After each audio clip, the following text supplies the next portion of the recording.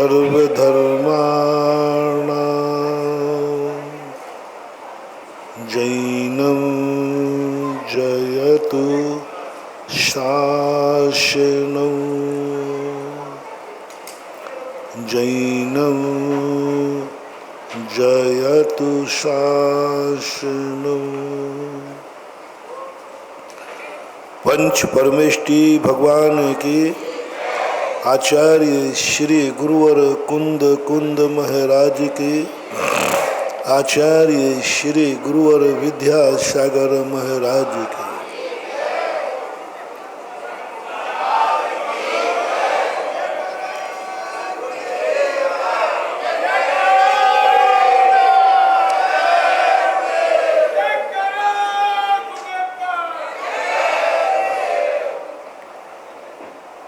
कल प्रसंग अपना चला था कि व्यक्ति स्वयं अनंत सुख का भंडार है फिर भी दुखी नजर आ रहा है। पानी में मीन प्यासी मुझ सुन सुन आवे हासी। पानी के अंदर मीन प्यासी हो तो बड़े हास्यास्पद विषय बनता है। हम खुद अपने पर्यायों के मालिक हैं, लेकिन हम खुद अपने आप से दुखी हैं। हमें पता ही नहीं चल पा रहा है कि मेरा अंदर क्या प्रकट हो चुका है। हम मंदिर जा रहे हैं, हमें मंदिर का आनंद नहीं आ रहा है। हम माला फेर रहे हैं, माला का आनंद नहीं आ रहा है। हम गुरु के सानिध्य में बैठे हैं, गुरु के सानिध्य का आनंद नहीं आ रहा है। हमने व्रत ले लिया है, व्रत का आनंद नहीं आ रहा है। हम नियम ले लिए हैं, नियम का आनंद नहीं आ रहा है। हम उपवास कर रहे हैं, उपवास का आनंद नहीं आ रहा है। गजब तो जब होता है जब हम मुनि बन गए हैं, लेकिन मुनि का आनंद नहीं आ रहा है। जो नहीं बने हैं उनकी चर्चा नहीं कर रहा हूं, जो बन चुके उनकी चर्चा कर रहा हूं। जो अंधे हैं उनकी चर्चा नहीं कर रहा हूं, जो देख रहे हैं उनकी चर्चा कर रहा हूं। देख रहे हैं वो कहते मुझे कुछ दिख ही नहीं रहा है। आंखों की जांच की तो आंखें सही थी, कान सही है लेकिन सुनाई नहीं पड़ रहा है। पैर सही है लेकिन चलने में नहीं आ रहा। कल बहुत बड़ी बात कही थी, हमारी बीमारी दूर होने के बाद हम निश्चिंत हो जाते हैं। कई लोगों की मौत हो जाती है इसी भूल के कारण। कितने बाईपास सर्जरी वाले बाईपास सर्जरी के बाद निश्चिंत हो जाते हैं, सावधानी नहीं रखते, मर जाते हैं। कितने लोग बाईपास सर्जरी सच अच्छी हो गई, लेकिन उसके बाद इतना ज़्यादा उनने असावधानी बरती कि वो मर गए। बीमारी ठीक होने पर मर जाते हैं। ये कितनी बड़ी भूल होती है, और यही सबसे बड़ी भूल हमारी धर्म क्षेत्र में हो रही है। हम धर्ममय हो चुके हैं, लेकिन धर्म का आनंद नहीं आ रहा है। कारण क्या है? दो ही कारण बन सकते हैं। या तो तुम्हारे ऊपर कोई नशा चढ़ा है, या फिर तुम्हारा मन विक्षिप्त हो गया है,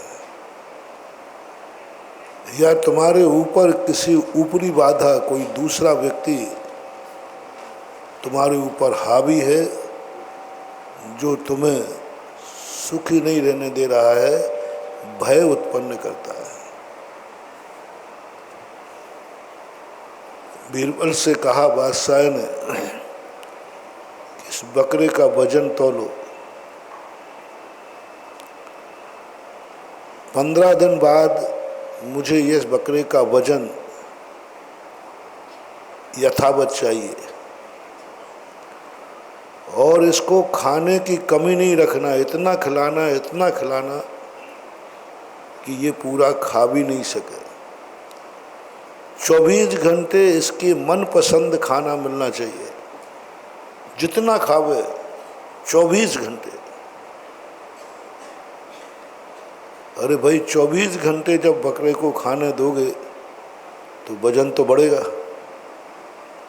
उन्होंने कहा नहीं, 1 ग्राम भी वजन नहीं बढ़ना चाहिए, खाने की कमी मत रखना, खूब खिलाने के बाद वजन नहीं बढ़ना चाहिए, ये शर्त है। सबको कहा गया, सबने मना कर दिया। बीरबल कहते साहब हो जाएगा, कौन सी बड़ी बात। बीरबल के सामने कोई क्यों बट परंतु था ही नहीं। वो कहता हो जाएगा सर, देख लो बीरबल, खाने को खूब देना है, जम के जो खाए वो खिलाना है, वजन नहीं बढ़ना चाहिए। बोले साहब नहीं बढ़ेगा। बीरबल ने बकरे को बांध दिया, खूब जम के 24 घंटे खिलाया और उसी के बाजू में एक शेर का पिंजरा रख दिया, शेर बांध दिया। अब बकरा जितना खावे और शेर की तरफ जितना देखे वो सब खून सूख जाए। थोड़ी देर खावे, थोड़ी देर देखे, वजन बढ़ा ही नहीं, ज्यों का त्यों रहा। यही दशा अपन सबकी है। हमारी जिंदगी में इतने भय आ गए हैं, हम बहुत सुखी हैं। इतने सुख आपको हैं कि मैं तो कहता हूं कि दुख नाम की चीज ही नहीं है। बहुत आटे में नमक के बराबर दुख है, कोई दुख है ही नहीं। जिंदगी चलाने के लिए जो कुछ चाहिए वो सब कुछ है, सब कुछ। जितने लोग हमारी सुन रहे हैं यहाँ बैठे हैं, बोलो भाई, खाने के लिए तुम्हें रोटी चाहिए, तुम्हारे घर में रोटियां हैं कि नहीं? बोलो ना। अरे तुम नहीं बताओ तो मैं ही बता दूंगा, मैं खुद जाता हूँ। है बहुत अच्छा, रहने को मकान भी है, पहनने को कपड़े हैं, परिवार भी सुखी है, व्यापार धंधा भी सब कुछ सही है, लेकिन एक भय लगा हुआ है, पता नहीं कब क्या हो जाए। बस ये है शेर, कब क्या हो जाए। आज सुखी हूं, कल भी सुखी रहूंगा कि नहीं, कल क्या हो जाए ये निर्णय करने में ये भय हमारे लिए सारे आनंद को मटिया मेल कर रहा है। और हमने हर चीज पर प्रश्नवाचक चिन्ह लगा दिया। हम मंदिर आ रहे हैं लेकिन प्रश्नवाचक चिन्ह है, क्या पता। महाराज ने कहा तो है कि शांति धारा की महिमा अचिंत है, मानते हो तो ऐसी बात नहीं है, लेकिन अंदर धुकधुकी, क्या पता भाई। महाराज हाँ नहीं महाराज तो सही बोलते हैं, महाराज तो झूठ बोले, लेकिन फिर भी मन में एक क्या पता, एक प्रश्नवाचक की जिंदगी अपनी बन गई है। मुनि बनने वाला मुनि कहता मुनि बन तो गया हूं मैं, इसमें अनंत सुख मिलेगा, मोक्ष मिलेगा, क्या पता, बन तो गया हूं। दान देने वाला कह रहा है हाँ दान देने का फल अच्छा होता है, तुम दान दोगे चक्रवर्ती बनोगे। कल शाम को प्रश्न आया था, दे तो दिया है लेकिन क्या पता, दे तो दिया है, दे भी दिया पट्टा ने, देखो देने के बाद प्रश्न चिन्ह लग रहा है। गजब तो ये है, जिन्होंने नहीं दिया वो सोच रहे भाई क्यों नहीं दिया, बोले साहब अभी मेरा विश्वास पक्का नहीं हो रहा है कि मंदिर जाने से कुछ अच्छा होगा, दान देने से अच्छा होगा, धर्म क्रियाएं करने से अच्छा होगा, मुनि बनने से अच्छा होगा।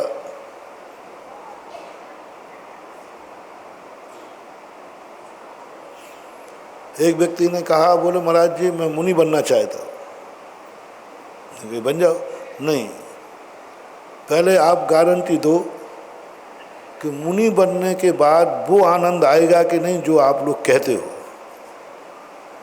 जो शास्त्रों में लिखा है, इंद्र नाग नरेंद्र वा अहमेंद्र के ना ही कहो, वो आनंद आएगा कि नहीं।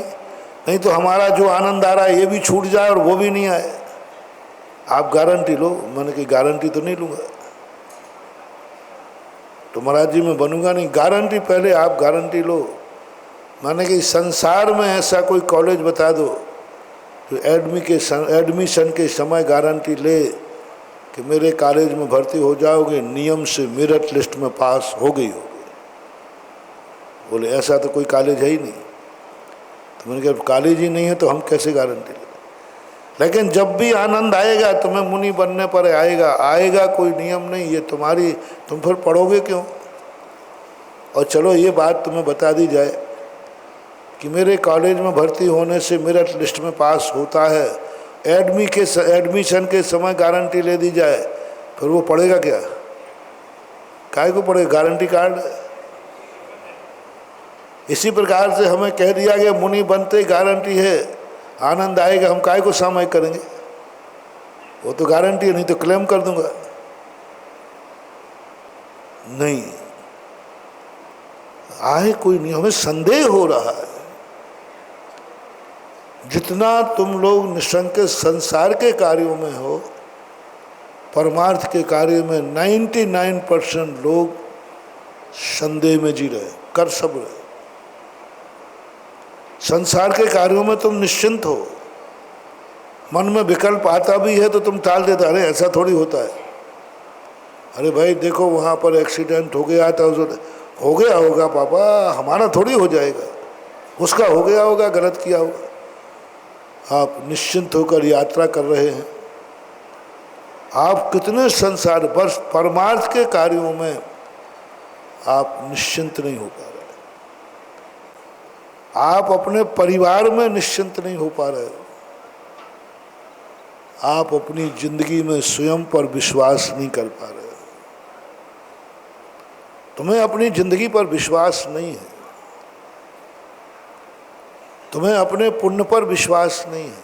पहली बात, तुम दावा नहीं कर सकते हो कि तुम्हारी जिंदगी का भविष्य क्या है।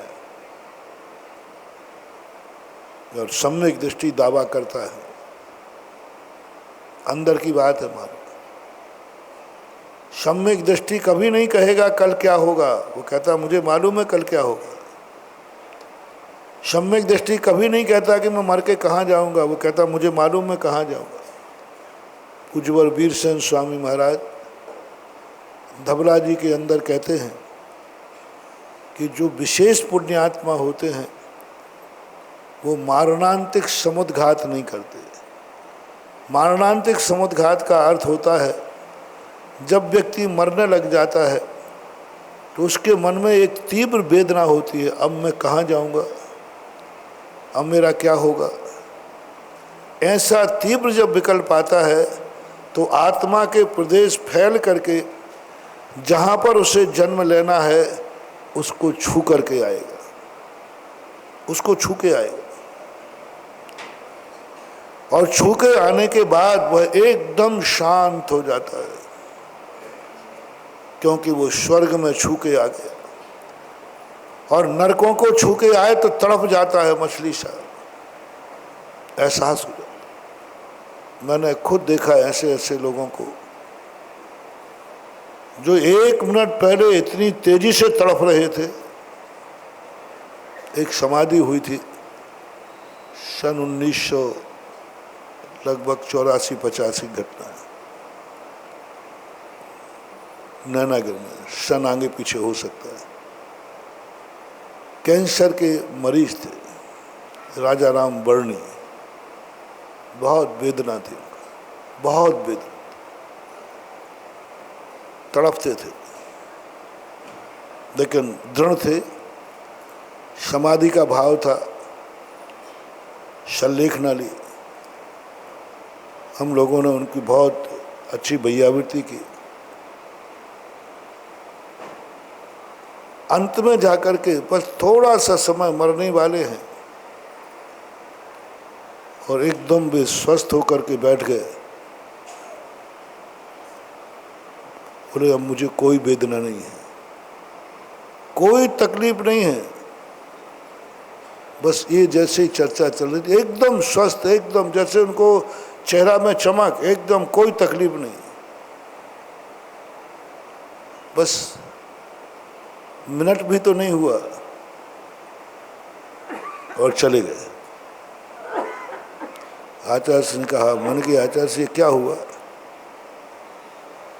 इतना तड़पने वाले। बोले इन्होंने मारणांतिक समुद्घात कर लिया और इनकी आत्मा उस स्थान को छू के आ गई। इन्होंने कहा अब कोई खतरा नहीं है, मर के स्वर्ग जाना है, स्वर्ग जाना है। उनको एहसास हो गया नरकों में जाए तो वेदना हो जाए, ये मारणांतिक समुद्घात। लेकिन सबसे बड़ी बात कही कि पुण्यात्मा जीव मारणांतिक समुद्घात नहीं करता। क्यों? उसके मन में ये क्लेश ही नहीं आता कि मैं मर के कहाँ जाऊंगा। वो तो दावा ठोकता है कि मैं मर के स्वर्ग ही जाऊंगा। काहे के अच्छे नंबर से जो पेपर, अच्छे पेपर जिनके जाते हैं, वे रात के 12 बजे प्रेस पे 2.5 रुपये का पेपर 100 रुपये में नहीं खरीदते फिरते। आप देखना जिस दिन रिजल्ट खुलता है ना प्रेस पे 12 बजे, क्योंकि वो रिजल्ट वहाँ पहुँच जाता है ना, तो जिन जिन के पेपर बिगड़े हुए रहते हैं वे कहते हैं जल्दी पता कर लो, जितने सुबह अपना मुंह छुपा लेंगे। और जिनके अच्छे पेपर जाते हैं वे पेपर में ही नहीं देखते, तो सीधी मार्कशीट लेने जाते हैं। बोले क्या देखना पेपर में? मेरा पेपर अच्छा गया था और मैं पास होऊंगा, और नंबर तक बता देते। यही स्थिति सम्यक दृष्टि की होती है, पुण्यात्मा की होती है। वो कहता है मेरी जिंदगी में स्वर्ग नरक की क्या बात करता, क्यों प्रत्यय मेरे में है ही नहीं, मेरा निर्णय हो चुका, मैं मर करके फलाने स्वर्ग में जाऊंगा। जाति स्मरण नहीं, अवधि ज्ञान नहीं, निश्चिंत है। वो कहता हो ही नहीं सकता, इसमें संदेह क्या करना। मैं मंदिर जा रहा हूं, बात खत्म, बात है, काम होगा ही होगा, कौन संदेह कर रहा है। हमारे यहाँ किसी क्रिया में अतिशय नहीं मानो, ना नमोकार मंत्र में है, ना आशीर्वाद में है, और ना भगवान में है। बस अतिशय है तो तुम्हारे विश्वास में है। तुम्हें कैसा लग रहा है, तुम्हारे मन में क्या भाव आ रहा है, तुम अच्छा कार्य कर रहे हो या बुरा। यदि अनुभूति में आ रहा मेरा कार्य अच्छा है और मैं जो कर रहा हूं ये अन्यथा हो ही नहीं सकता। यदि प्रश्नवाचक चिन्ह लग गया किसी भी चीज में, सब खत्म हो जाता। इसलिए सबसे पहले अपने जिंदगी में से क्यों शब्द हटाओ।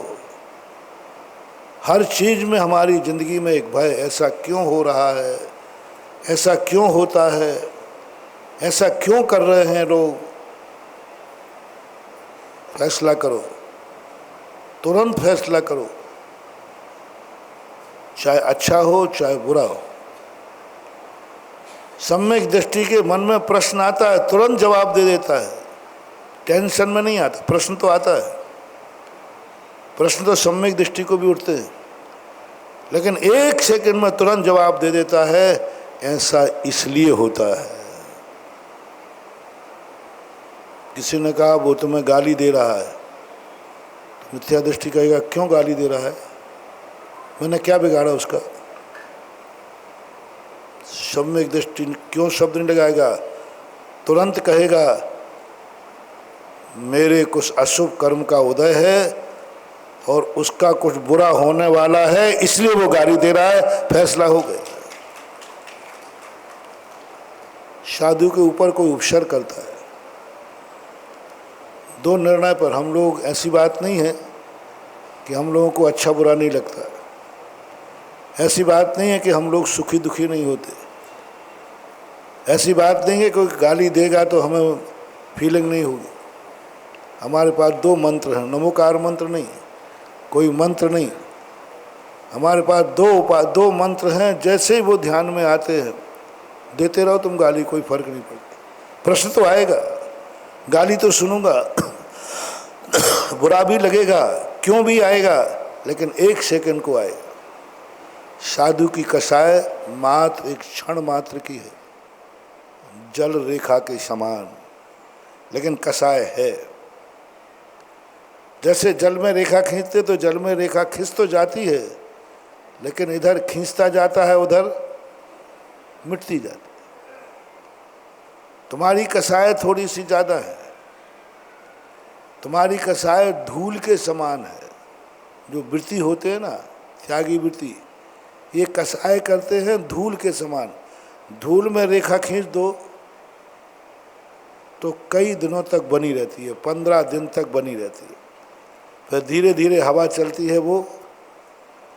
और अविरत सम्यक दृष्टि की कसाय हल के समान होती है। हल, खेत में हल चलाता ना व्यक्ति, तो वो कसाय जो उसकी हल के समान है, 6 महीने तक हल की रकील बनी रह जाती है, 6 महीने तक। और मिथ्या दृष्टि की कसाय होती है पत्थर पर उकीली हुई लाइन के समान। अब पत्थर पर उकी हुई लाइन जो है वो कभी मिटने वाली नहीं है, पत्थर टूट जाता है, लाइन बनी रहती है। ये क्रोध कहलाता है, बहर कहलाता है। ऐसे ही मान होता है इनका, पहाड़ के समान मान होता है मिथ्या दृष्टि, अज्ञानी का। बहुत अच्छा विषय है जैनियों के लिए, खास तौर से जो जैनी अहंकार करते हैं कि हम तो सच्चे देव सद्गुरु को मानते हैं, अभिषेक पूजन करते हैं, जाप भी देते हैं, माला भी देते हैं, हम तो कई प्रतिमाधारी भी हो गए हैं। कई लोग अपने आप को प्रतिमाधारी का बड़ा अहंकार करते हैं, बड़ा अहंकार, हम तो वृत्ति हैं, पृथ्वी प्रतिमाधारी हैं। ये मस्तक कट सकता है, गुरु कुदेव कुशास्त्र के सामने नहीं झुक सकता, ऐसी दृढ़ प्रतिज्ञा है। कुदेवों को नहीं मानते, मर जाएंगे। गुरु को नहीं मानते, मर जाएंगे। कुशास्त्रों को नहीं मानते, मर जाएंगे। ऐसे दृढ़ श्रद्धालु वृत्ति जैनी अपने आप को प्रतिमाधारी सामायिक कर रहे हैं, प्रतिक्रमण कर रहे हैं, 16 का खा रहे हैं, अष्टमी 14 का प्रोषद कर रहे हैं, कहीं कोई कमी नहीं है। पूज्यवर आचार्य महाराज ने, गुरुदेव ने सन 1978 में, 78 में नैनागिर का चतुर्मास था।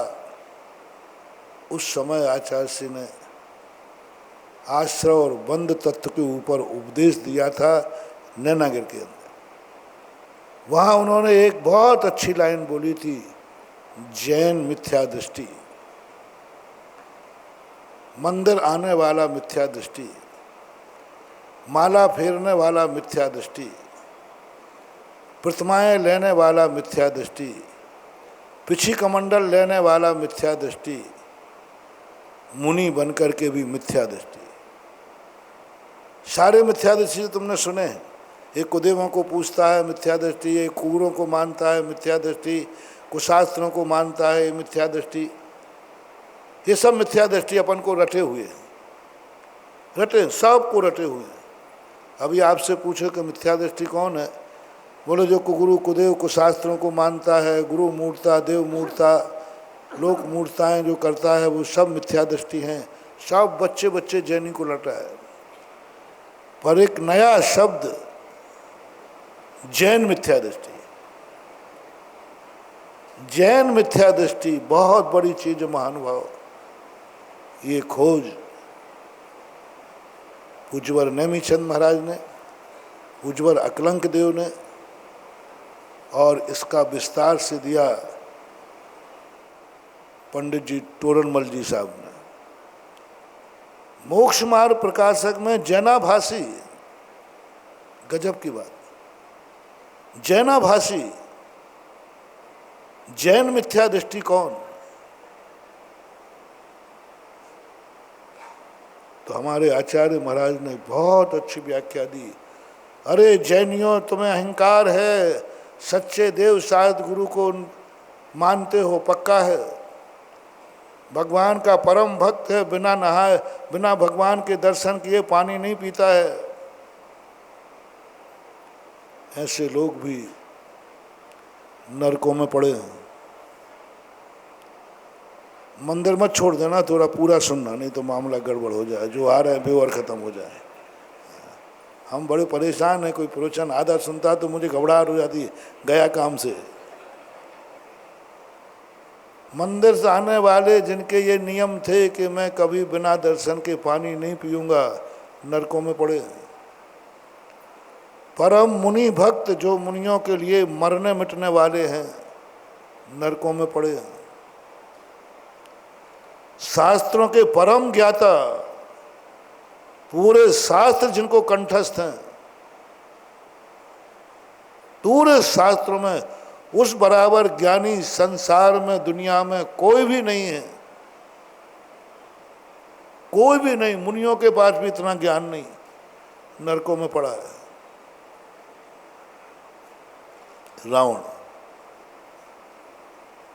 रावण का जिंदगी में कभी उसने बिना दर्शन के पानी नहीं पिया।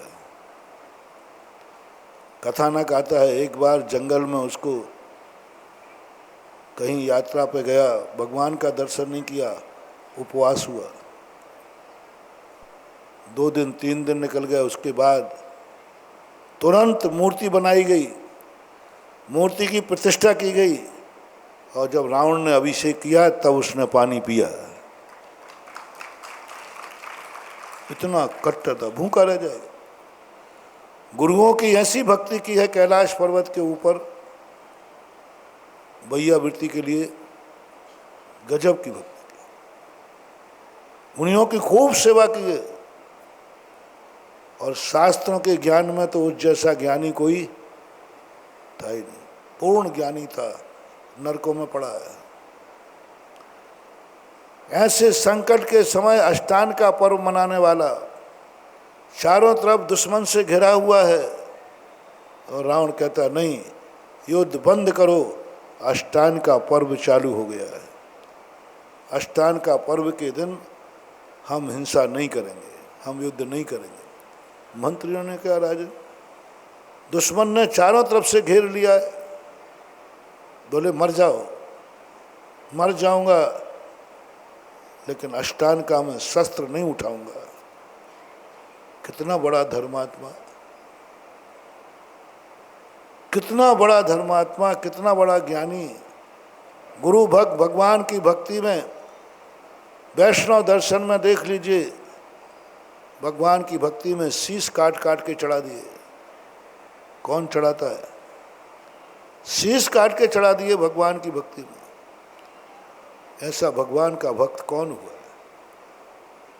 इतनी भक्ति के बाद भी रावण दशहरा मैदान में जल रहा है। इतनी भक्ति के बाद भी वीणा में जब नस तार टूट गया तो अपनी नस को लगा करके उसने वीणा बजाई। ऐसा जैन दर्शन का भक्त नरकों में पड़ा है। क्या भूल है, क्या चूक है? समझो महानुभाव, जैनियों को बड़ा अहंकार है, हम तो शाकाहारी हैं, हम तो किसी का मर्डर करते ही नहीं, हम तो झूठ ऐसा बोलते ही नहीं है, किसी को किसी में डाका डालते ही नहीं है, हम कभी व्यभिचार करते नहीं हैं, सुधार संतोष वृत्ति है। कभी दूसरे की स्त्री पर बुरी नजर नहीं डालते। उन जैनियों की बात कर रहा हूं जो शीलवान हैं, शीलवतियां हैं। महाराज परिग्रह भी हमारे पास जितना है हम उस पर संतोष धारण करते हैं, ये सब कुछ है। और भी कोई तुम्हें धर्म की क्रियाएं समझ में आ रहा हो तो वो भी उसको कर लो, तो भी वह मिथ्या दृष्टि रह सकता है। ये मिथ्यात को सामान्य मत समझो। एक बार ये मिथ्यात चिपट जाता है तो मिथ्यात रूपी कर्मों को ऐसा कहा, ये भुजंग है, भुजंग। चंदन के वृक्ष से जैसे सर्प लिपट जाता है तो उसको आप खींचो तो सर्प टूट जाएगा, लेकिन चंदन के वृक्ष को नहीं छोड़ता।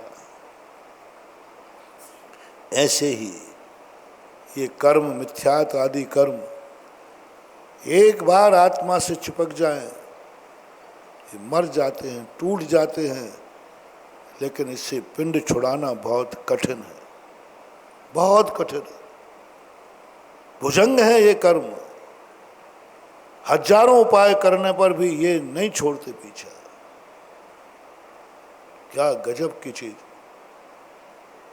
इतनी दयालु अनंग शिरा अजगर सांप के मुख में बैठी हुई है, अजगर के मुख में, और पिताजी सांप को मारने को तैयार हुए।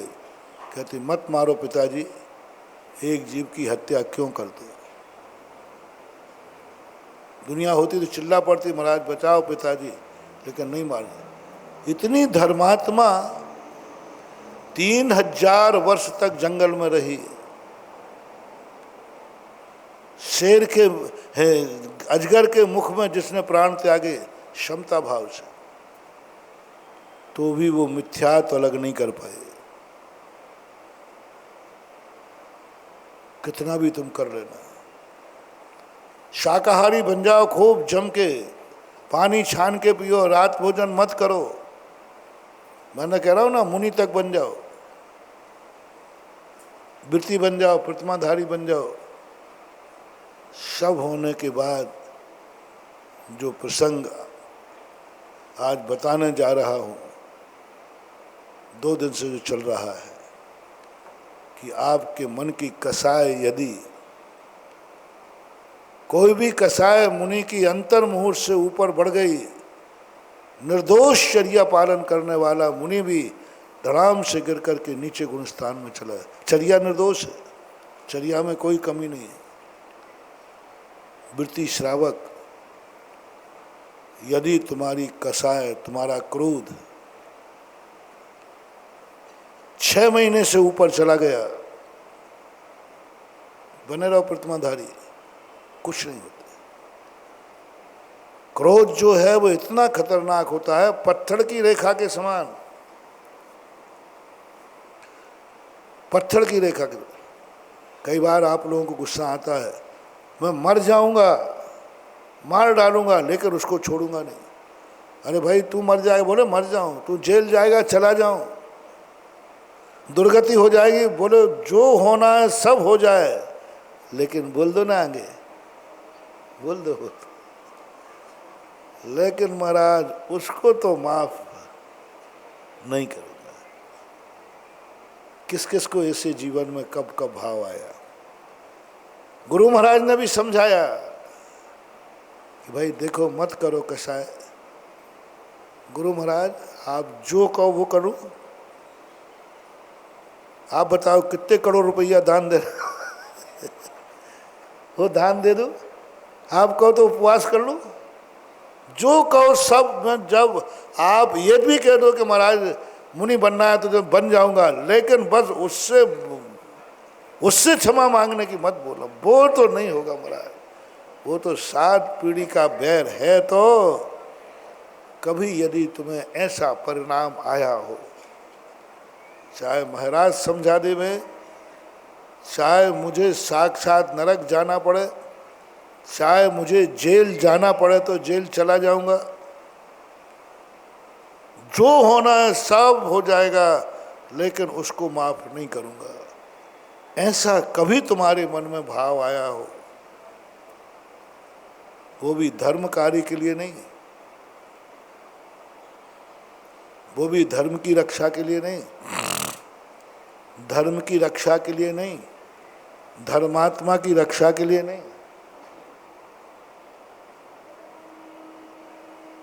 कुछ नुकसान नहीं था,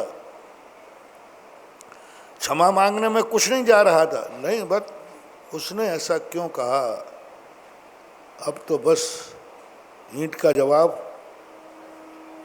पत्थर देंगे, खून का बदला खून से हो। अब कोई सवाल ही नहीं भरा है। अरे भाई क्या नुकसान है?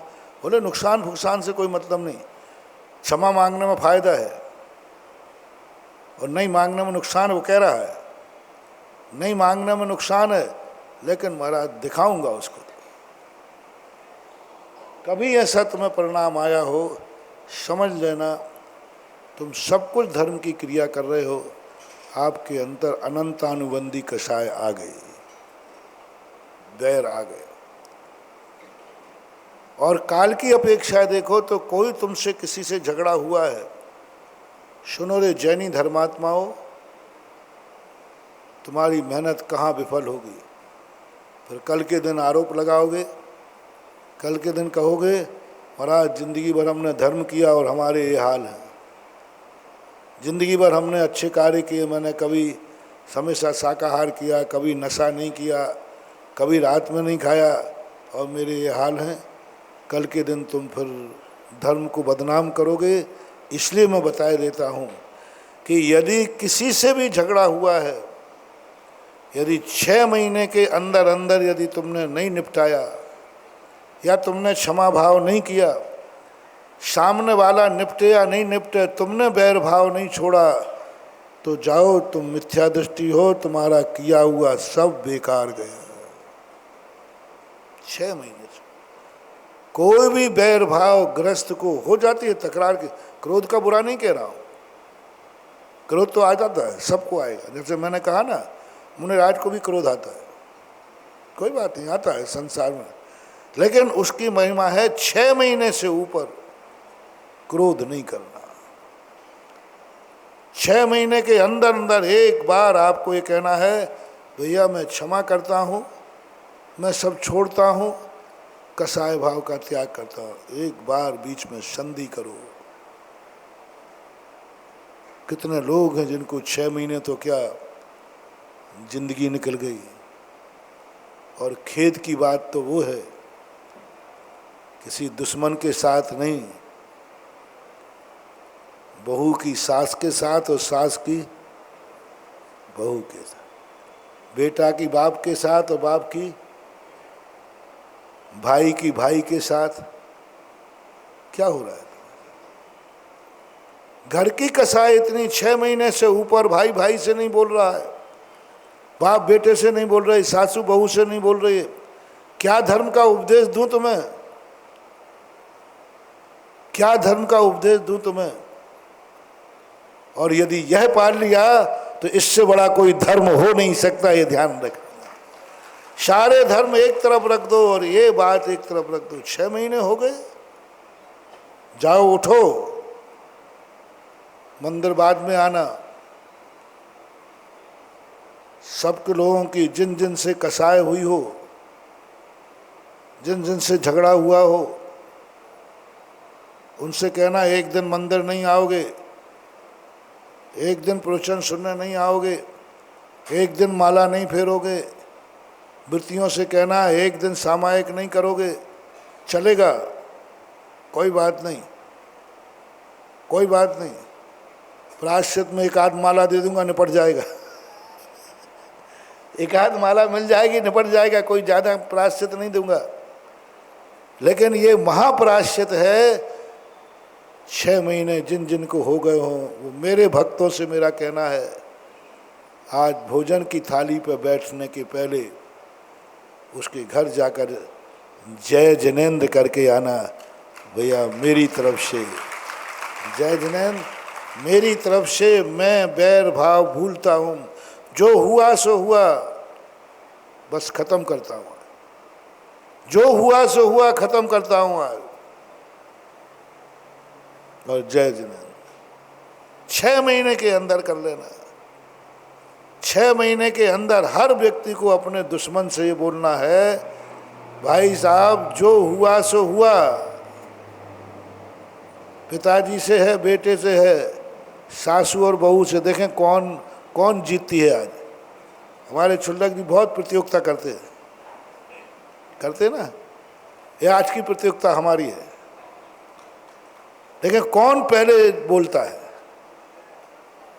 सासू पहले बोलती है कि बहू पहले बोलती है। 6 महीने हो गए, तारीख लिख लेना। हाँ, इस तारीख को मैंने उससे मौन लिया था, इस तारीख को कहा सुनी हुई थी। अब दोनों में से कौन पहले बोलेगा वो जीत गया, और दूसरा का सेकंड। सासू है तो बड़ी है तो क्या हुआ, नहीं मैं क्यों बोलूं, मैं सासू हूं। नहीं, इतनी हैकड़ी मत करो, इतना मत करो। सम्यक दर्शन से बड़े पद नहीं है सासू का। जाकर बहू से जय जिनेंद्र कर लो, बहू सासू से कर ले, माँ जी जो हुआ सो हुआ, अब मत खोदो कुआ, इतने में बोला सुआ, सब मिल खाओ मालपुआ।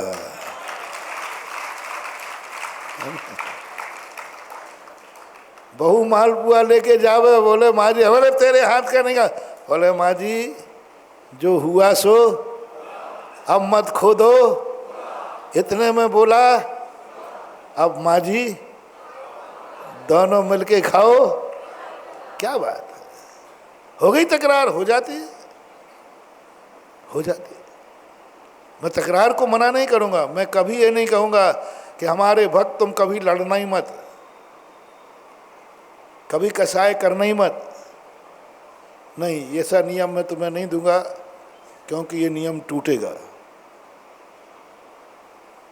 कई लोग कहते महाराज जी भरत बाहुबली जैसा, भरत बाहुबली भी तो लड़े थे, एक दूसरे को मारने के उतारू हो गए थे, और हम लोग लड़ पड़ते हैं तो आप हमें मिथ्या दृष्टि कह रहे हो, ये कह रहे हो। इतना तो हम नहीं लड़ते हैं, कम से कम मुँह से ही निपटते हो, न तो चक्कर चला दिया। अरे मैंने कहा इन्होंने तो मुझे ही फंसा दिया। आप लोग बहुत कलाकार हो, जब मैं प्रवचन देता हूँ तो उसकी काट रखते हो आप। आपने शास्त्रों में वे सब चीज़ें पढ़ ली हैं। कई लोग कहते महाराज देखो संपत्ति के लिए वो लड़ते ना आप लोग, संपत्ति के लिए, ये संपत्ति मेरी, ये संपत्ति तेरी, ये संपत्ति, इस पर खूब लड़ाई होती है। मेरे पास कभी केस आ जाए तो मैं समझाता हूँ, भैया मत लड़ो, ये हाथ का महल है। बोले महाराज जी आप हमें समझा रहे हो। भरत बाहुबली तो तद्भव मोक्षगामी थे, वे तो तीर्थंकर के बेटे थे, छायक सम्य दृष्टि थे। वो कैसे लड़े देखो, हमने तो कम से कम घर ही में लड़ रहे हैं, वे तो चौराहे पे ताल ठोका आजा। सारी दुनिया ने देखा, आज तक का शास्त्रों में लिखा है, सारी दुनिया देख रही, हजारों। हम लोग तो कम से कम घर में ही कहा सुनी करके चुप हो जाते।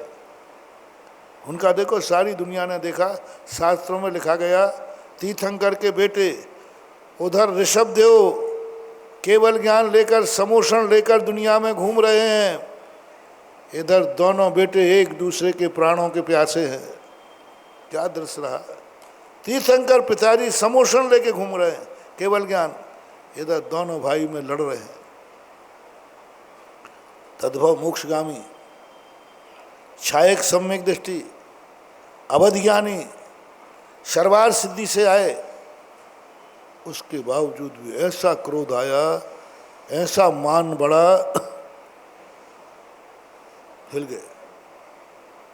तो महाराज जी इसलिए मैं कह रहा हूँ, हम लोग ना भरत है ना बाहुबली, हम लोग तीर्थंकर के बेटे नहीं हैं।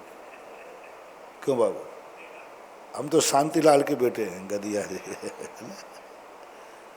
और हम छायक सम्यक दृष्टि भी और तद्भव मोक्षगामी भी नहीं है। हम लोग थोड़े बहुत लड़ लेते हैं तो आप लोग इतना हम लोगों को जलील करते हो। अभी कह रहे हैं ना मिथ्या दृष्टि यज्ञ। चलो मैं आज के बाद एक नियम लेता हूँ कि कहूँगा तुम लोग खूब जम के लड़ना। जितना लड़ सको अपने भाई से लड़ना, जितने लड़ सको उतने लड़ना। हाथापाई करना हो तो चलो छूट है, बस इतनी जरूर कहूँ मारना मत, प्राण मत लेना। धन दौलत के लिए हाथापाई करना पड़े तो कर डालो, भाई से भी और बाप से भी, और तुम्हें भी छूट है। सासू बहू को हो जान दो आज प्रवचन के बाद महाभारत घर में, दोनों एक दूसरे की चुटैया पकड़ करके नचाना। मैं छूट दे रहा हूं, मैं छूट दे रहा हूं। बाहुबली का उदाहरण दे दिया ना तुमने, तो अब मैं तो कुछ बोल ही नहीं सकता, क्योंकि वो तो सब स्पष्ट है, आगम में लिखा है। तो आपको भी छूट दे रहा हूं, चलो, पर अभी पूरी सुन लेना, भग मत जाना, नहीं तो अभी जाके भग के लड़ जाओ। दोनों कुश्तियां लड़ना, जम के लड़ना। मैंने कह रहा है ना कि जो करना हो, जो जीतेगा उसको दीक्षा लेना पड़ेगी। पूरी कहानी सुनो, अभी आदि है, लड़ने की तो सुन ली, लेकिन लड़ने के बाद क्या हुआ बोलो? लोग पता नहीं कहाँ के उदाहरण लेकर बैठ जाते। पूरी कहानी पढ़ो। लड़े तो ऐसे लड़े कि एक दूसरा दुनिया देखती रह गई, और बैरागी हुए तो ऐसे हुए कि दुनिया देखती रह गई। हाँ, आया क्रोध आ गया, मान कसाय जाग गई, और ऐसी मान कसाय जागी कि दुनिया देख रही। लेकिन युद्ध के तुरंत बाद क्या हुआ? वो क्रोध भी प्रशंसनीय है, निंदनीय नहीं है, और प्रशंसनीय ना भी हो लेकिन निंदनीय नहीं है। शास्त्रों में वहाँ कोई थोड़ी बहुत निंदा की गई, कोई ज़्यादा नहीं की। सबसे बड़ा निंदनीय यह नहीं है कि तुम्हें गुस्सा क्यों आया, सबसे बड़ा निंदनीय है कि गुस्सा को तुमने कितनी देर रखा। गुस्सा क्यों आया, इस पर कोई डिस्कशन नहीं है शास्त्रों में। ये गुस्सा तुम्हारा कितनी देर रहा, यह है कंपटीशन। कितनी देर, 1 दिन, 2 दिन, 3 दिन, 4 दिन, 5 दिन, 6 दिन, कितने दिन? जितने दिन तुम्हारा क्रोध अंदर रहता जाएगा उतने तुम पापी होते जाओगे। क्रोध करने मात्र से पापी नहीं होते हैं। लड़ो अब खूब जम के। सासू बहू लड़ना, जो जीतेगा वो आर्य का दीक्षा लेगा, और जो हारेगा उसको उसके चरणों में अर्घ लेकर के नमोस्तु करना पड़ेगा। ये 2 शर्तें मानो, और आज से लड़ाई की छूट। जिससे लड़ना हो उससे लड़ो, चलो, लेकिन जीतोगे तो मुनि दीक्षा होगी, और हारोगे,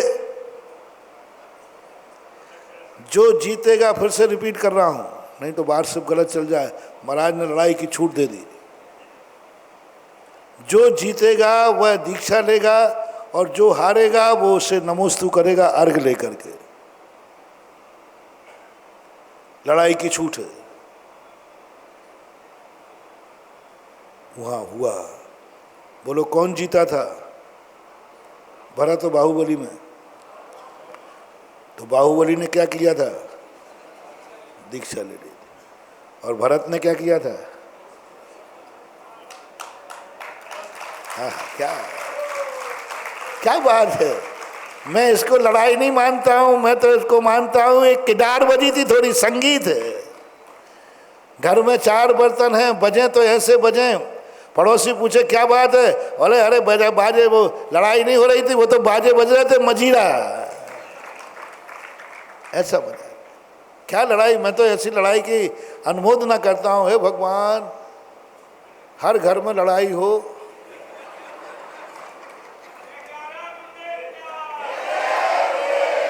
हे भगवान, दोनों भाई जम के लड़ें, कोई शांत भाई पैदा ही नहीं होवे। दोनों भाई, जो घर में 1 से 2 भाई होंगे, जम के लड़ें, क्योंकि जितने लड़ेंगे 2 में से 1 तो मुनि मिलेगा। 2 में से कम 1 तो, क्योंकि शर्त ही रखी, जो जीतेगा वो मुनि बनेगा, और जो हारेगा वो भक्त बनेगा। जो जीतेगा वो भगवान बनेगा और जो हारेगा वो भक्त बनेगा। लड़ो रे, खूब लड़ो, जम के लड़ो बस। यदि लड़ाई से भगवान और भक्त का पद मिलता है तो मुझे ऐसी लड़ाई से भी कोई मतलब नहीं है। लोग किसका उदाहरण दे दें? पूरी सुनो जो बात मैं कहना चाह रहा हूं। हम राम जी के उदाहरण ज्यादा देते। तो एक स्थान की घटना है, एक सज्जन आए, बोले महाराज जी आप राम जी की कथाएं सुनाते हो, उनका जीवन बड़ा नीरस था, उदासीन था, संकट था। तो मैंने कहा भैया क्या सुनाओ? बोले कृष्ण जी की कथाएं सुनाओ, रैस लीला, कृष्ण की कथा सुनाओ, वो हम लोगों को अच्छी लगती है, क्योंकि उसमें सब छूट है। चोरी करना हो तो दही चुरा लो, रैस लीला। मैंने कोई बात नहीं महाराज, आप रैस लीला सुनाओ, हम लोग वही करेंगे जो कन्हैया जी ने किया, क्यों कन्हैया जो कर रहा है वो आप लोग करते ही। मैंने कहा सुनो, कन्हैया जी ने गायों की रक्षा के लिए गोवर्धन पर्वत हाथ पे उठा लिया था, उंगली पे उठा लिया था। तुम एक भैंस का गोबर ही उठा के दिखा दो।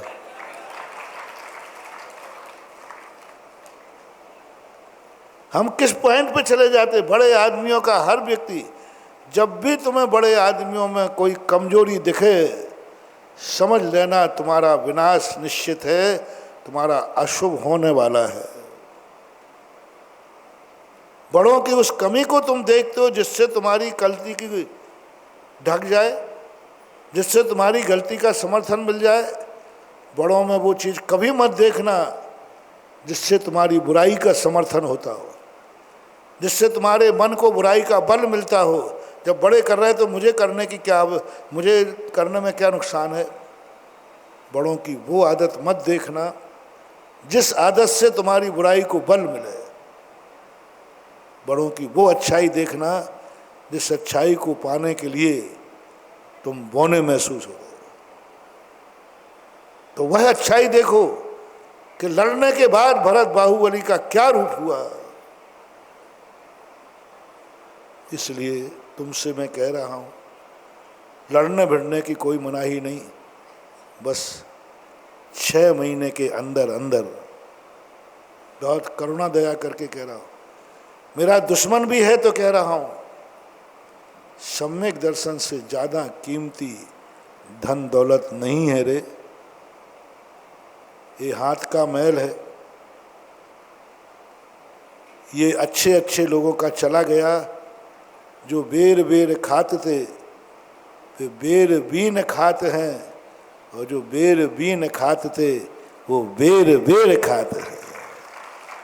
एक एक रात में महलों के राजा, गलियों के राजा बन गए। ये धन दौलत के कारण तुम्हें क्रोध आ भी जाए, बस 6 महीने अधिकतम, हाईएस्ट बता रहा, 6 महीने से 1 मिनट ज्यादा ना हो जाए, नहीं तो जिंदगी में जितना कुछ किया है सब भस्म हो जाएगा, माटी में मिल जाएगा, सब कुछ खत्म। जैन होकर, जैनेन्द्र भक्त होकर तो मिथ्या दृष्टि की कोटि में पहुंच जाओगे। मिथ्यात्व कर्म ही मिथ्यात्व की तरफ नहीं ले जाता, अनंतानुबंधी कसाय भी मिथ्यात्व की तरफ ही ले जाते। और कितने जैनी हैं जो धर्मात्मा होकर मिथ्या दृष्टि है। मत करो रे मानव, मत प्रेस्टेज बनाओ, झुकना पड़े झुक जाओ।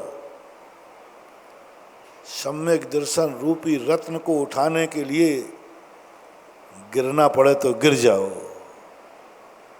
घुटने छिल जाएं तो छिल जाने दो, दांत टूटे तो टूट जाने दो, सामने वाला लाते मारे तो खा लो, लेकिन सम्यक दूसरी रत्न को उठा लो। तुम उसके पास जाओगे, हो सकता है वो कहे आ गया कायर कहीं का, हाँ भैया आ गए, तुम बड़े बाप के, हम आ गए, हाथ जो कायर, वो चढ़ाएगा, अपमान भी करता है, चल चल यहाँ जा, मैं क्षमा नहीं करता हूँ तुझे, तो भी तुम जय जिनेंद्र करके आ जाना।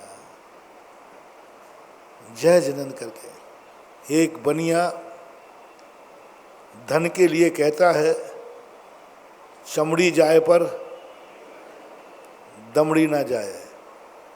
हम जैनियों से कह रहे हैं सब कुछ चला जाए लेकिन सम्यक दर्शन को मत जाने देना। 6 महीने से ऊपर कोई भी, सब लोग अपने घरों में बैठ करके हिसाब करें, सब बैठ करके सोचे अपनी कसाई को 6 महीने तो नहीं हो गए बस जा करके कौन पहले जाएगा, कौन पहले जय जिनेंद्र करेगा। भावना तो यही है कि दोनों घर से उठें और रास्ते में दोनों टकरा जाएं। बोले कहाँ जा रहे हो? बोले आपके पास। बोले तुम? बोले आपके पास। बोले क्यों? जय जिनेंद्र करने के। बोले क्यों? जय जिनेंद्र करने के लिए। बोले क्यों? बोले सब भूलना चाहता हूँ। बोले क्यों? मैं भी सब भूलना। अरे मज़ा आ जाए। और फिर दोनों मिल कर के सीधे हरि पर्वत पे चले आना मेरे पास। आ जाना, कहना भैया महाराज जी हम दोनों 6 महीने के बैरी थे, हम लोगों ने आज सारा बैर भाव छोड़ दिया। और ना छूटे दूसरी तरफ से तो कोई बात नहीं, एक तरफ से छोड़ दो, अपनी तरफ से सब क्षमा सब छोड़ दो। पत्थर के समान अपना क्रोध नहीं करना, पत्थर पर टाकी के समान अपना क्रोध नहीं करना। दूसरा क्रोध वृत्तियों से कहना है।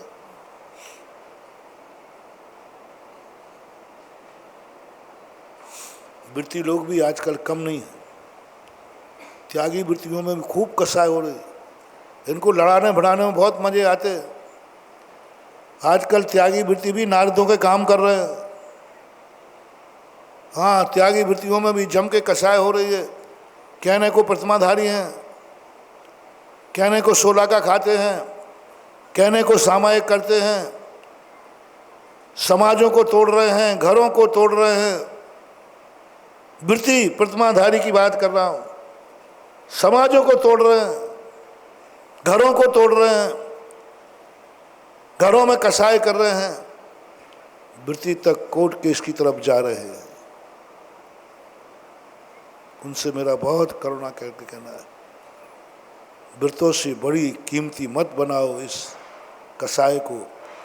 15 दिन के अंदर कभी कोई कसाई जाग जाए, कोई भाव जाग जाए, 15 दिन के अंदर चतुर्दशी को बड़ा प्रतिक्रमण करके सब भूल जाओ, मुझे कोई लेना नहीं, कोई देना नहीं।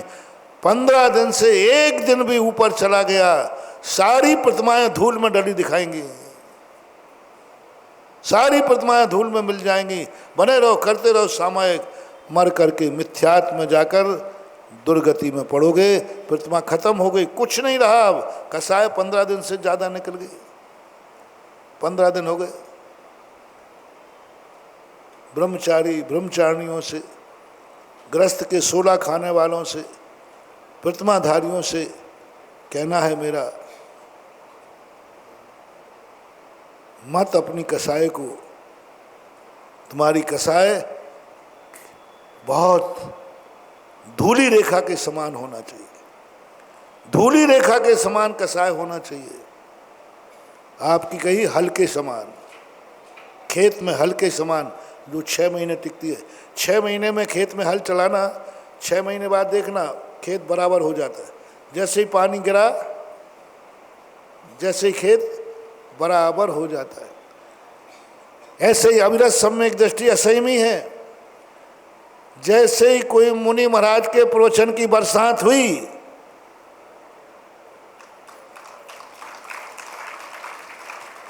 बरसात क्या है? कसाय पे, गुरु की बरसात, गुरु के प्रवचनों की बरसात, शास्त्रों की बरसात। ये जैसे ही बरसात होगी, जैसे ही गुरु का निमित्त मिलेगा, तैसे ही अविरत सम्यक दृष्टि अपनी वह हल रेखा के समान कसाय को मिटा करके और गुरु के चरणों में जाके प्रायश्चित ले लेता है। और वृत्ति 15 दिन के अंदर, कैसा भी दुश्मन हो, कुछ भी हो, मुझे अपना व्रत नहीं बिगाड़ना है। क्या रखा है इन कसायों में? और अंत में कहा, जल रेखा के समान मुनि महाराज को क्रोध नहीं आएगा ऐसा क्लीन चिट मैं मुनियों को नहीं दे सकता, शास्त्रों में नहीं दिया। क्रोध आएगा, आएगा क्रोध, क्यों बट परंतु होगा, लेकिन जल रेखा के समान क्रोध आया, आगे पार पीछे सपाट, जल रेखा के समान क्रोध आएगा, तुरंत सब शांत। एक अंतर मुहूर्त के अंदर अंदर मुनि महाराज अपने में आ जाएगा। नहीं, गलत है, क्या लेना देना, क्या लेना देना उसे, जो जैसा कर रहा है वैसा भरेगा, तू अपना भाव क्यों बिगाड़ता है। मेरा मुनि पर जितनी तपस्या कर रहा हूं, इतनी साधना कर रहा हूं, इतने कष्ट उठा रहा हूं, दूसरे के क्रोध के कारण सब माटी में मिला दूं? नहीं, एक अंतर मुहूर्त में भूलने की आदत हो तो मुनि बन जाओगे, 15 दिन में भूलने की आदत है तो वृत्ति के समान बन जाओगे, 6 महीने में भूल सकते हो तो आवृत्ति बन जाओगे, और 6 महीने के बाद भी यदि याद रखते हो तो जाओ, तुम्हारा बेड़ा गर्क हो जाएगा, मिथ्या दृष्टि हो जाओगे। सेकंडों का हिसाब है। सब लोगों को कहना, जो जो मेरा प्रवचन सुन रहे हैं, सब लोगों को आज घर जाके भोजन बाद में करना है, पहले खटपट किससे हुई थी उसको जाके जय जिनेंद्र करना है। सब मान, मान, कभी कभी मान भी आता है,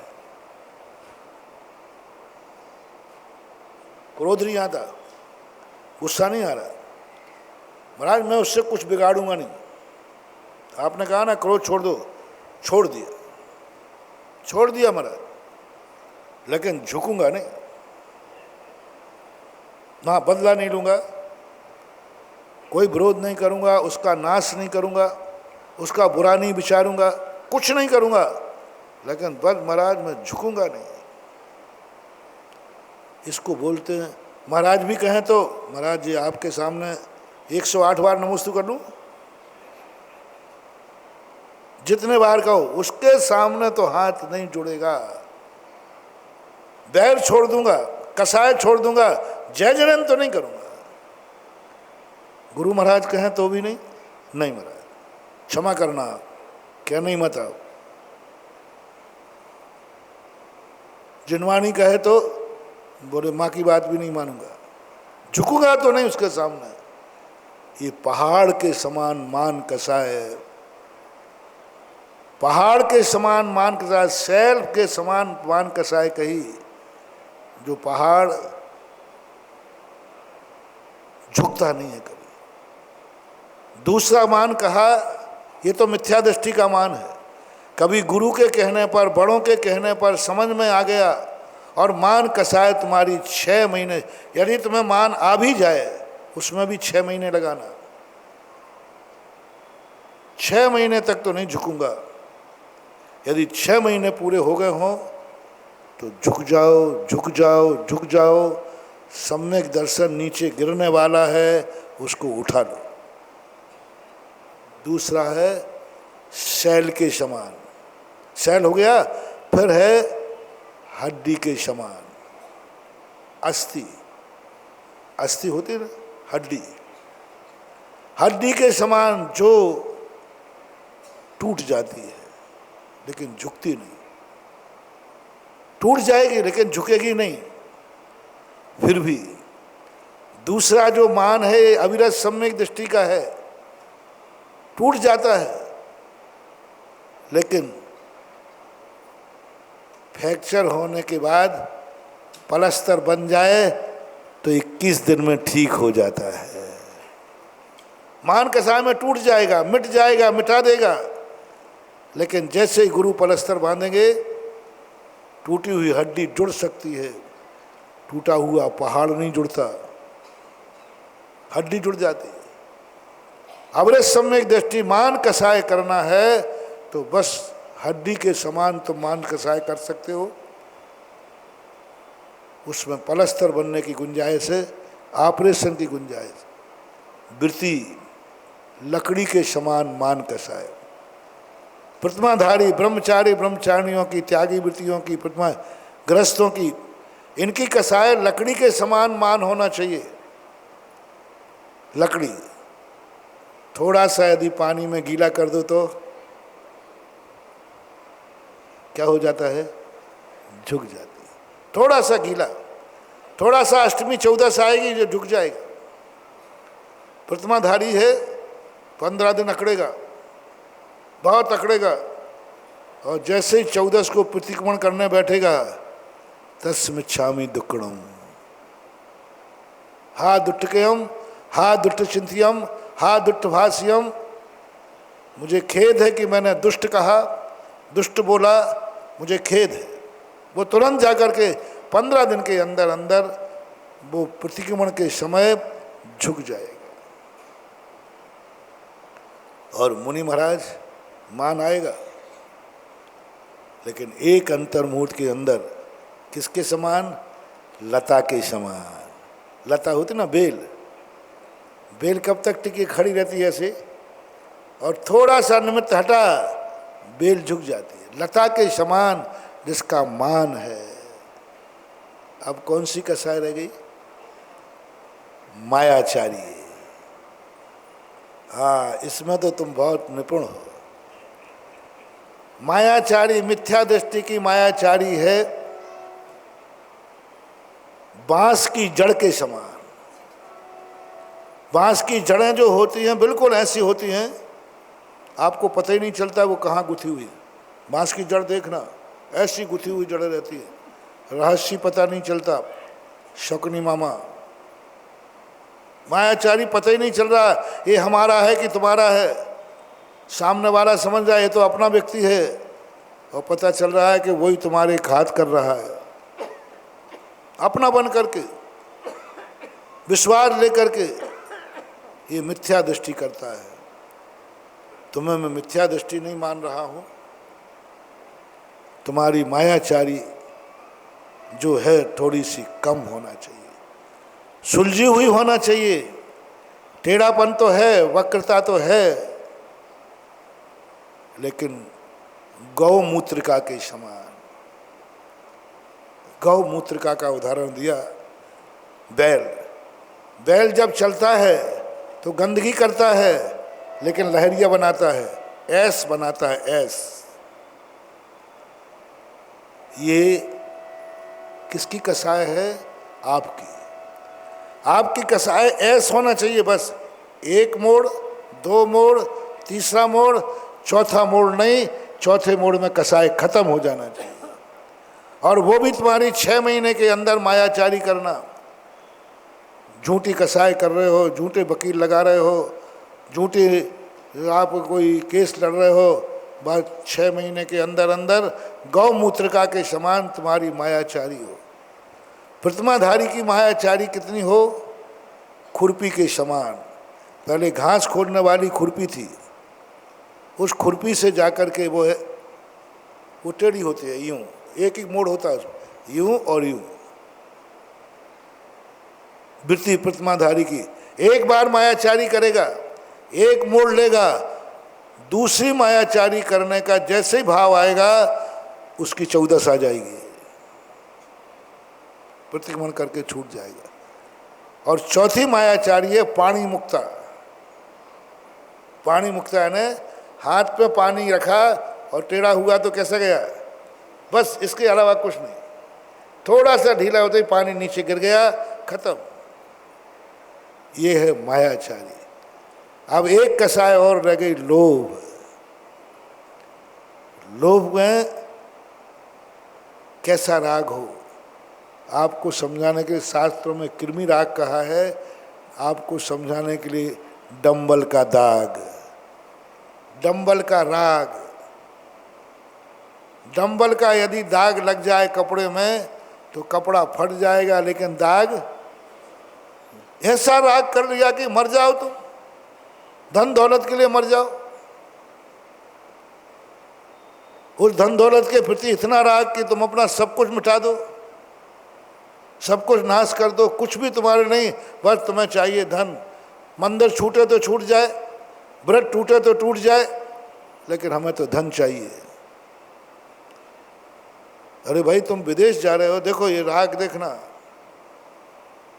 कितना बड़ा राग धन के प्रति। क्यों जा रहे हो तुम विदेश? क्या रोटी नहीं है खाने को?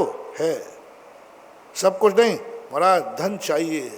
भूखे मर रहे हो क्या भारत में? बोलो, जितने जितने लोग विदेश गए ये सब भारत में खाने को नहीं था क्या? था। रहने को नहीं था क्या? था। पहनने को नहीं था? था। फिर विदेश क्यों गए? खास तौर से जैनियों से पूछ रहा हूं, कौन जैनी है जिसको भारत में खाना नहीं था इसलिए विदेश गया? लोभ के कारण गया है। यहां रहता तो 5 लाख रुपए का पैकेज था और वहां गया तो 50 लाख का पैकेज है। किसने छुड़ा दिए सब कुछ? 45 लाख के लोभ ने। भगवान छूटे छूट जाए, गुरु छूटे छूट जाए, तीर्थ यात्रा छूटे छूट जाए, भगवान छूटे छूट जाए, माँ बाप छूटे तो छूट जाए, हमें धन चाहिए। ये है डंबल के समान राग। कितना बलिदान कर रहे हैं आप, कल्पना तो करो। जितने एनआरआई हैं इन्होंने कितना बड़ा बलिदान किया है। कहाँ तक इनको माफ किया जाए? और कुछ नहीं था, मात्र पैसे का लोभ था और कुछ नहीं। पैसे का मात्र लोभ के कारण से उन्होंने माँ बाप को छोड़ा, मंदिर छोड़ा। कितने एनआरआई हैं जो बिना मंदिर का खा रहे हैं विदेश में, हैं कि नहीं? बिना गुरुओं के दर्शन किए रह रहे हैं, आहार देना नहीं मिल रहा, तीर्थ यात्रा नहीं है। वो तो सब तुम्हें मालूम है, मलेच्छ खंड है, मलेच्छ खंड। फिर भी हजारों जैनी वहाँ हैं। महानुभाव, जहाँ धर्म छूटे, धर्मात्मा छूटे, गुरु छूटे, वहाँ छोड़ना भी पड़े तो 6 महीने से ज़्यादा मंदिर को मत छोड़ना। 6 महीना से ज़्यादा गुरु को मत छोड़ना। आप अविरत सम्यक दृष्टि हो। अविरत सम्यक दृष्टि की जिंदगी में ऐसे मौके आ सकते हैं जब भगवान का दर्शन नहीं हो, गुरु का नहीं हो। बस ओनली 6 महीने,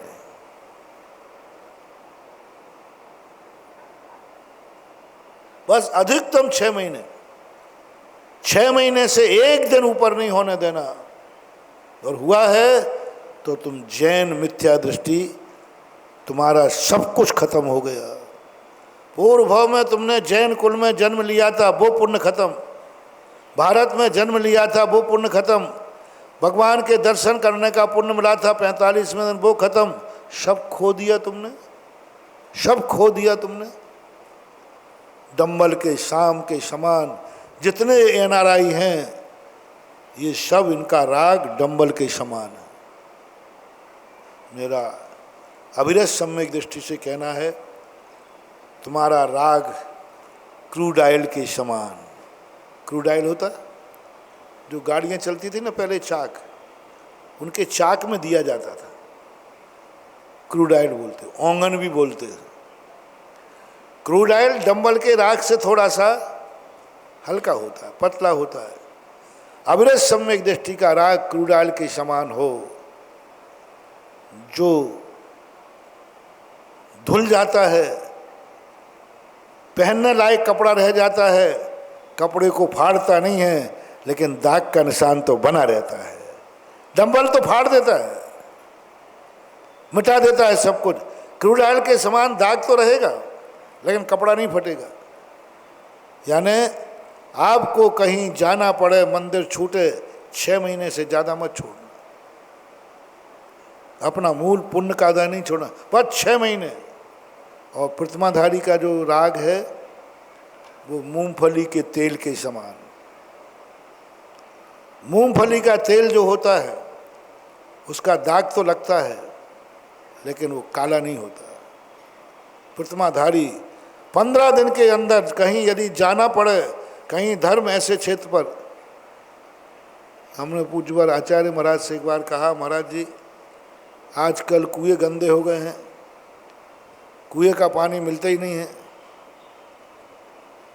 सारी दुनिया में, राजस्थान में आजकल कहीं कुएं रहे ही नहीं, तो अब कुएं का पानी नहीं मिलेगा तो क्या करेंगे? मैंने सोचा आचार्य जी कहें समाधि ले लो, तो ये तो वो कहेंगे नहीं क्योंकि हम लोग थोड़े जवान थे। तो आचार्य जी हम जवानों से, क्योंकि बहुत छोटी सी उम्र थी, हमारा संग पूरा 22-23 साल में सब महाराज के पास आ गए थे। तो हम लोगों ने सोचा आचार्य जी अपन छोकरों को मरने की तो नहीं कहेंगे कि समाधि ले लो, क्योंकि अभी जवान है। नियम से आचार्य जी कह देंगे ठीक है, ऐसा कभी मौका पड़े तो बोरिंग का ले लेना। लेकिन गुरु महाराज ने क्या कहा, बोले जहाँ पर मुनि व्रत में बट्टा लगे, जहाँ पर चर्या नहीं पले, ऐसे देश में जाने की जरूरत क्या है। ऐसे देश में जाओ ना जहाँ चर्या पलेगी। अभी भी कुएं हैं, वहीं जाओ जहाँ कुआं मिले, वहीं जाओ जहाँ टाँका मिले, वहीं जाओ जहाँ बिलछानी हो। जहाँ बिलछानी नहीं हो वहाँ जाने की जरूरत ही नहीं है। मैंने कि सब पत्ता साफ। आपसे भी मेरा कहना है कि अपने राग को इतना मत बढ़ाओ कि वह सबको खत्म कर दे। राग किसी वस्तु से है भी 15 दिन का राग करना, बस 15 दिन के लिए अपनी कसाई करना, 15 दिन के लिए अपना धर्म छूटे, कुछ भी छूटे। पहली बात तो नियम ही ले लो, ऐसा धन मुझे नहीं चाहिए जिसको कमाने के लिए मुझे भगवान का दर्शन छोड़ना पड़े। कर तो सही प्रतिज्ञा, क्या मजा आएगा। सिद्धियां बता रहा हूं, सिद्धियां बता रहा हूं। भगवान मैं प्रतिज्ञा करता हूं, कितना भी बड़ा मुझे लोभ दिया जाए, जिसमें तेरा दर्शन छूटेगा वो मैं करोड़ों की जन्नत भी छोड़ दूंगा, लेकिन तुझे नहीं छोड़ूंगा। नियम तो लो, देखो भगवान की सिद्धि कैसे नहीं होती, क्या मजा आएगा। मैं नहीं छोड़ूंगा आपको, मैं नहीं छोड़ूंगा इस देश को। गुरु जहां गुरु नहीं, मैं छोड़ दूं इसको। सब कुछ मिटे तो मिट जाए, लेकिन मैं नहीं छोड़ूंगा सामयिक को, मैं नहीं छोड़ूंगा। साहब थोड़े सामयिक का समय हो रहा है और आ गया एक बनज वाला। यहीं आगरा सुनो कैसा था आगरा। इसी आगरा के पंडित बनारसी दास रत्नों के व्यापारी थे। उनका नियम था कि वो 4:30 बजे व्यापार बंद कर देते थे। 4:30 बजे व्यापार बंद हो जाता। उसके बाद वह यानी 48 मिनट पहले ऋतु के अनुसार, गर्मी सर्दी के अनुसार, सर्दी के दिनों में एक दिन उनका बस, उसके बाद जाकर वो भोजन करते थे, सामायिक आदि जो करते थे, स्वाध्याय करते थे। बस उन्होंने अपनी जो गद्दी थी उस पर से उठ के खड़े हो गए, उनका टाइम हो गया। बताते करोड़ों का व्यापारी आया, करोड़ों का, रत्नों का व्यापार था, करोड़ों का व्यापार था, करोड़ों का प्रॉफिट था। बनारसी दास कहते साहब आप 1 मिनट लेट हो गए, मैं गद्दी से खड़ा हो चुका हूँ, टाइम हो गया। उसने कहा साहब मुझे जाना है, हम दूसरी जगह। बोले तुम जाओ, तुम्हें जहाँ होना आना है जाओ। बनारसी दास करोड़ों का व्यापार भी अपने धर्म को 1 मिनट लेट नहीं कर सकता।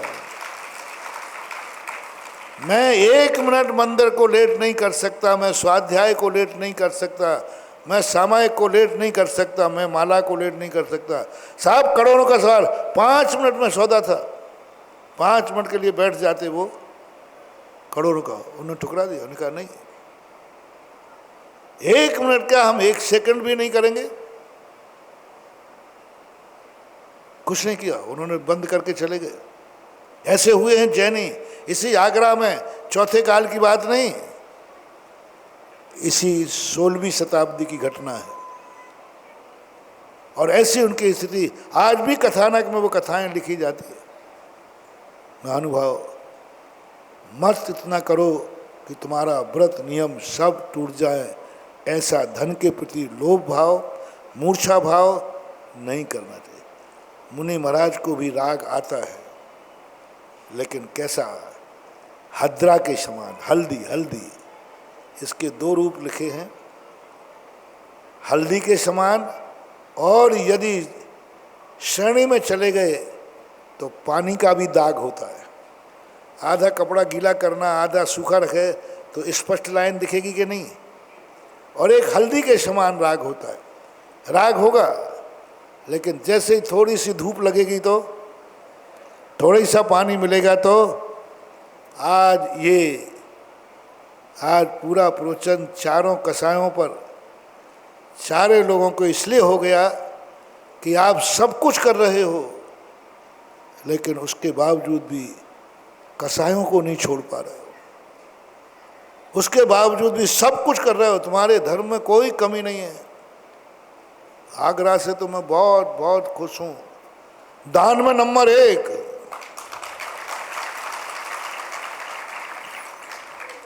पूजन में नंबर 1, चतुर्मास कराने में नंबर 1, खिलाने में नंबर 1। अरे आजकल लोग कह रहे महाराज जी यहाँ तो वो कौन सा बोलते हो तुम लोग, भोजन में बोलते हो ना, कोई अच्छा भोजन बनाओ, शाही भोजन, क्या कह रहे हो? अरे चकाचक जो खाना है वो खाओ, खिलाने में खूब और जबरदस्ती खिला रहे। वो कह रहा साहब पेट भर गया, कहता एक और कुछ नहीं, थोड़ी आइसक्रीम खा ले भाई, थोड़ा बतासा खा ले ना, कैसे करके इस सब में एक, बस इस सब में नंबर 1 कह दिया ना। और कसायों में फिर इतना सा और बोल दो, इन सब में यदि कमी भी हो जाएगी तो चल जाएगा, लेकिन कसायों में कमी आ जाए तो बेड़ा पार हो जाए। कसायों में कमी आए। महानुभाव, अपन बहुत पुण्यात्मा जीव हैं, अपन 99 नंबर पर पहुंचने वाले जीव हैं। तुम जैनी हो, जैन कुल है, चतुर्मास है, सब कुछ है। इससे बड़ा पुण्य संसार में, एक दिन मैंने कहा था कि इस समय सबसे बड़ा पुण्य तुम्हारा है, देवताओं से भी बड़ा, सबसे ज़्यादा पुण्य है तुम्हारा। इतना पुण्य पा करके भी छोटी सी कसाय भाव से हम ये सब मिट्टी में मिला देंगे। और ध्यान रखना, ये सब 1 नंबर की है, और कसाय यदि नहीं गई तो 1 के बाद 0 लगा दो तो तुम 1 नंबरी नहीं, 10 नंबरी। और 10 नंबरी बदमाश को बोलते हैं, 10 नंबरी बदमाश को बोलते हैं। सब कुछ कर रहे हो तुम, पूजा पाठ अभिषेक सब कुछ कर रहे हो, लेकिन कसाय, और वो भी कसाय इतनी ज़्यादा, कोई लेना एक ना देना दो, ईगो पॉइंट, मान कसाय, परिवार में कसाय। अरे कम से कम एक खून हो, एक बाप के हो तो कम से कम एक खून से खून तो कम से कम कसाय ना करे। कम से कम एक कुटुंबी हो तो कुटुंब में तो कसाय ना हो, कम से कम एक परिवार रिश्तेदार हो तो उनसे कसाय ना हो, कम से कम एक जाति है तो जाति से तो कसाय ना हो, एक मोहल्ले में रहते हो तो कम से कम पड़ोसी से तो कसाय ना हो, एक भारत में रहते हो तो कम से कम भारत से तो कसाय नहीं हो। अब पाकिस्तान से थोड़ी बहुत हो जाए तो चला लूँगा।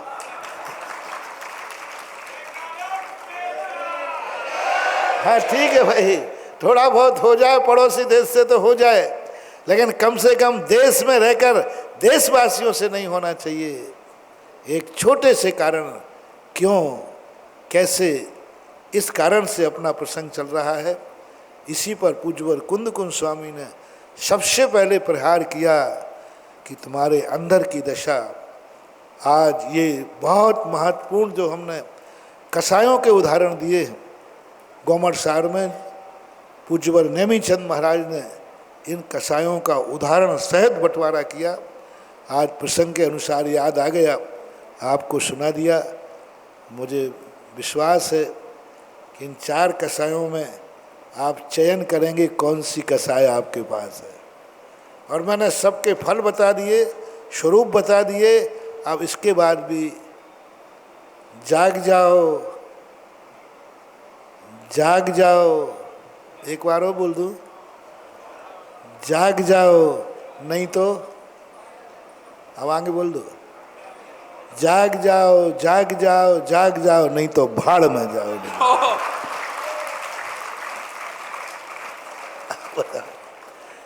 हमारे पास जितना कसायों का मटेरियल शास्त्रों में था, इसके सुनने के बाद भी यदि परिणामों में निर्मलता नहीं आई तो फिर इससे ज़्यादा और क्या सुन सकोगे? फिर तो तुम्हें कोई नहीं सुधार सकता, फिर तो कर्म ही सुधारेगा और कर्म से ही सुधरोगे। आज का प्रवचन धर्म में सुधर जाओ, धर्म की मार से सुधर जाओ तो बेड़ा पार है, और कर्म की मार तो ऐसी है जो ना तो सजा में आती है, रिमांडर की मार को सजा में नहीं गिनते, फोकट की मार है। महावीर भगवान की